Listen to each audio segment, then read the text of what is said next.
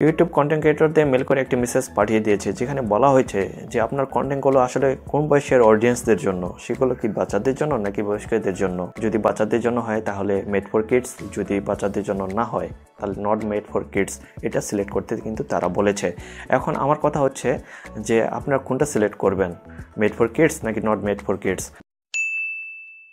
তো made for kids এই কন্টেন্টগুলো আসলে কী ধরনের হয়ে থাকে।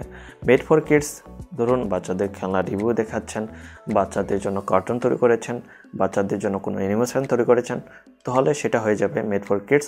এবং যদি বয়স্কদের কথা বলে থাকি যে নট মেড ফর কিডস, আমরা যারা মিউজিক ভিডিও, ভিডিও টিউটোরিয়াল, কোনো আনবক্সিং ভিডিও, টেকনোলজি কোনো ভিডিও দিয়ে থাকি, সেগুলো কিন্তু আসলে বয়স্কদের জন্য, এগুলো কিন্তু নট মেড ফর কিডস। এগুলোতে যদি বাচ্চারা ভিউ করে তাহলে কিন্তু তাদের সমস্যা হতে পারে, কোনো মেন্টালিটি কোনো সমস্যা হতে পারে, তারা হয়তো না বুঝে কোনো কিছু করে দিতে পারে।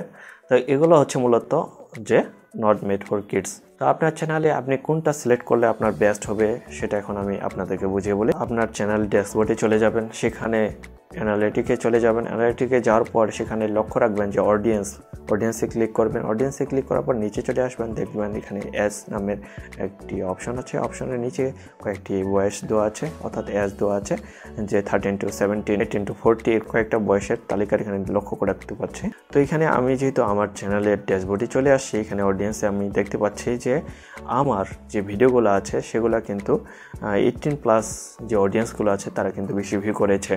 সো আমি এখানে নট মেড ফর কিডসে সিলেক্ট করে দিব।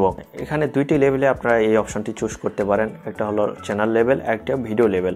আপনি যদি চ্যানেল লেভেলে সেখানে সিলেক্ট করে দেন তাহলে প্রত্যেকটা ভিডিও অটোমেটিকলি আপনার সিলেক্ট হয়ে যাবে। আদারওয়াইজ আপনি যদি ভিডিও লেভেলে সিলেক্ট করেন তাহলে কিন্তু প্রত্যেকটা ভিডিও একটা একটা করে আপনাকে সিলেক্ট করে দিতে হবে। চ্যানেল লেভেলে এক ক্লিকে পুরো কাজটি করতে পারতেছেন, এবং ভিডিও লেভেলে প্রত্যেকটা ভিডিও আপনারা মেড ফর কিডস নাকি নট মেড ফর কিডস এটা সিলেক্ট করে দিতে হচ্ছে।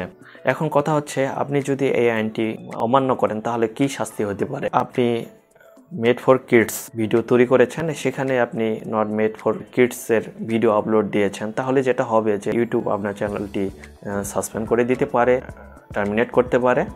তো ভুলেই এই কাজটি করবেন না। যে অপশনটি আপনি সিলেক্ট করবেন তাদের জন্য আপনি ভিডিও ক্রিয়েট করবেন মূলত, এবং সেই ভিডিওগুলো আপনি ইউটিউবে আপলোড দিবেন। তো আমিও সেটি সাজেস্ট করি যে যাদের জন্য আপনি ভিডিও তৈরি করুন না কেন সেই ভিডিওগুলো আপনি ইউটিউবে আপলোড দেবেন, এবং মেড ফর কিডস হলে মেড ফর কিডসে আপনি সিলেক্ট করে দেবেন, নট মেড ফর কিডস হলে নট মেড ফর কিডসে সিলেক্ট করে দেবেন। আশা করি পুরো বিষয়টি আপনারা বুঝতে পারছেন। যদি বুঝে থাকেন তাহলে ভিডিওটি এ পর্যন্তই। ভিডিওটি ভালো লেগে থাকলে ভিডিওতে একটি লাইক দেবেন, সেই সাথে কমেন্ট করে জানাবেন আপনার মতামত। চ্যানেলটি অবশ্যই সাবস্ক্রাইব করবেন।